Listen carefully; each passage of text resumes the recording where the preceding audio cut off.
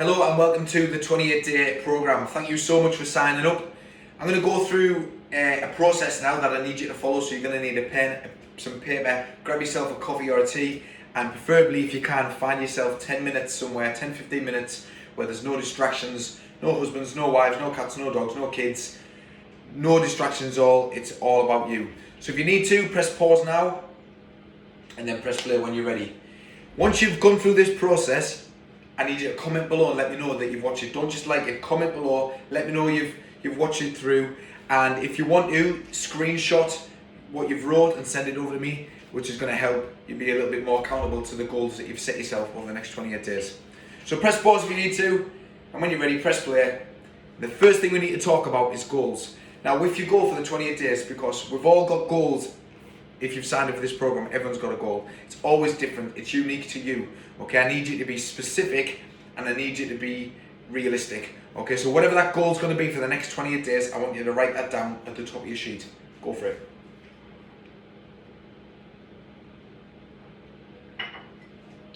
The next thing we're going to do is I want you to write how. How many times a week are you going to exercise? If it's every single day, that's fine.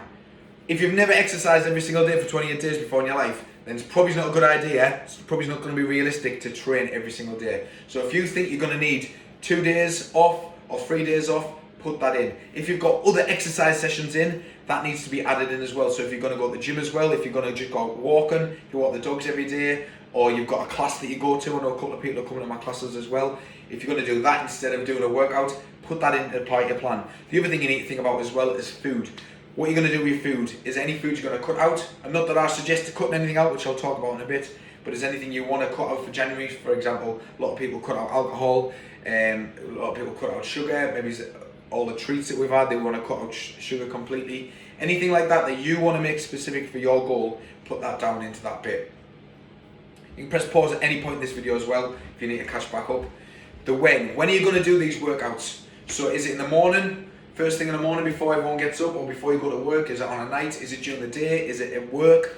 Wherever you're going to do it, you need to make sure you set that time aside, because if you don't plan and you don't set these times up, it's after a few days, it's not going to happen. It'll get pied off for something else. So when are you going to do your training? And what are you going to do? So we've just mentioned that before. Is it going to be just the workouts? Is it going to be something else as well added in? 2 seconds. Got my dinner on. Starving. And the why. This is the most important bit, and this is the bit you need to really think about and take your time with it. Why do you want to reach these goals? It needs to be a strong why, because it needs to motivate you for the next 28 days.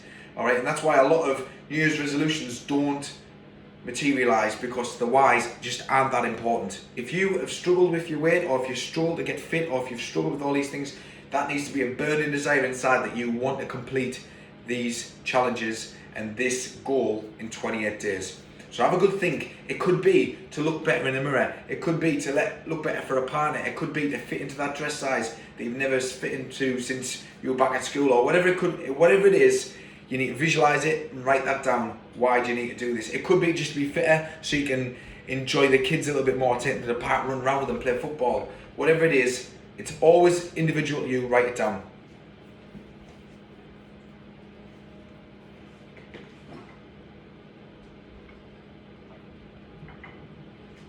Right, the next part we're going to discuss is the food. So if you're on the Facebook group, the food plans are going to be in the file section of the group, and there's different ones in there for the different calories because everyone's got different calorie intakes and expenditure. So there's different ones in there for people to click on.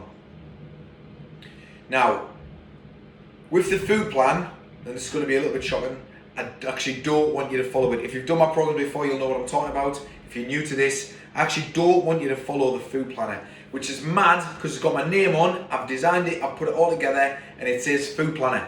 Alright, I don't want you to follow it. I think since I've been doing this over 10 years now, I've had hundreds of clients. I think maybe 2 people have actually followed a food plan that's been created for them, and they've stuck to it and it's worked. And the reason I say that is, everyone's diet's different. Everyone likes different foods. If I say to you, right, for the next 3 days, you're going to eat salmon, avocado, celery, you're probably going to get sick of it after a few days. And especially if you don't like it. you're not going to want to do it. So what I want you to do is use that food planner for ideas. If you need ideas for snacks, meal ideas for the family, so just print it off if you want to, flick through. What I'd much rather you do is start off with your diet. Eat as healthily as you think you can, okay? Within the program, you get a food sheet. Fill that food sheet in every single day. Keep a track of it. And on a Sunday is check-in day. You need to send that over, whether it's a screenshot or on an email.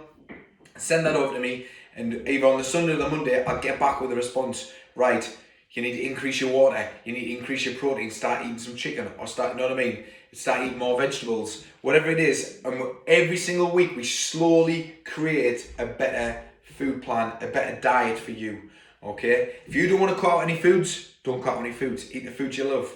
If you don't want to cut out alcohol, keep it in there. We'll look at it and we'll try and build it around your diet, okay? So, like I said, if you want to follow the food plan, that's absolutely fine, that's up to you. But if you want this to be a little bit more sustainable for the future, because that's what it's all about, there's no good following a diet that you're not going to keep doing forever. You're better off modelling your food intake, your diet now that you're going to stick with for the rest of your life. Alright, so keep all them foods in that you love, keep it diverse, keep eating what you want to eat. Next thing, I'm cracking this into 10 minutes here. Accountability. So that's a big strong word that's used all the time, and first thing I'm going to say is this program is about you. It's you versus you. So the accountability lies flat on your shoulders. I can help and people around you can help, but it ultimately comes to you, okay? So accountability wise, this what you're filling out today is going to help you a lot. You need to keep that somewhere that you can see every single day. You need to be waking up looking at that. You're looking at your whys, looking at how you're going to do this, looking at the goal you've set yourself. You need to let me know what your goal is so that I can be like, right, I know what Jennifer's goal is. She wants to lose 6 pounds, she wants to lose 8 pounds in January, okay? And I can keep checking in. How's it going? Have you jumped on the scales? Have you checked that dress? Yeah? Let me know. Also, let the people around you know. Let your partner know, husband, wife, let your friends know. If someone trains with you, let them know. Have a training buddy. Tell the kids. And also, maybe even think about putting like an achievement prize or a marker on there. So if you set yourself a goal of to get into the dress by the end of January, then if you do that, tell people in your household, tell your friends, if I do this, I'm going to do this. It could be book yourself a spa day. It could be having a donut. I don't know. It could be anything you want. Okay. If you've got a partner, say, if I achieve this goal, can you give me a back massage? Something as daft as that. Something, that little spark that's going to keep you egged on within your household, within your friendship group, because that's going to help massively. So accountability is a massive, strong thing we're going to talk about throughout this program. Like I say, let me know what this goal is. Screenshot this whole thing today. Send it over to me, so I know where you're at.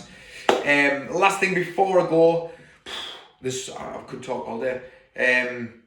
The food side of things, if you want me to work out your exact calories that you need to eat to lose weight or to maintain weight or to put on weight, everyone's goal is different. I need to know your age, weight and height.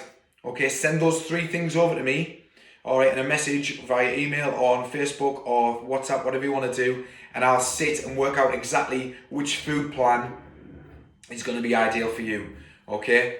That's if you want the help. A lot of people don't need it. They just want to crack on and just start eating a little bit less.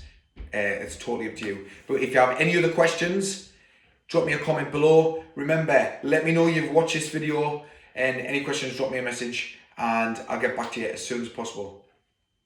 Let's do this.